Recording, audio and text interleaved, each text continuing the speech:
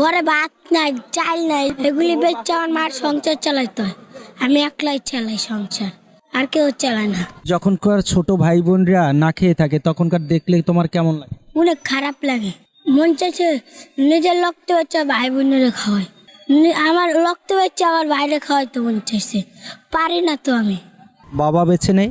না, ছোটবেলা থাকতে সাইরা গেছে গা। বেঁচে আছে, তোমাদেরকে ছেড়ে চলে গেছে? হ্যাঁ। কেন চলে গেল? ওই যে আমরা টাকা দেয় নাই লেগা, এরপরে জিত করে গেছে গা।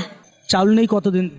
অনেক দিন ধরে মাইন্স করতে চাই, আমুয়া চাইলো, এরপরে নিয়ে বাসায় নিয়ে দেয়, মাইলান দে। এই যখনকার ক্ষুধা লাগে তখনকার কেমন লাগে তোমার কাছে? অনেক খারাপ লাগে।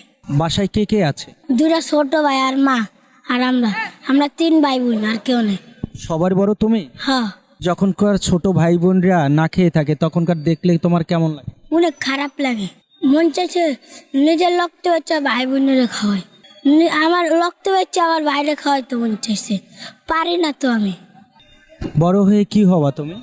পুলিশ হম, এগুলি বাদ দিয়ে আর পরে পড়ালেখা করুন, পড়ালেখা করে আর পরে পুলিশ হম।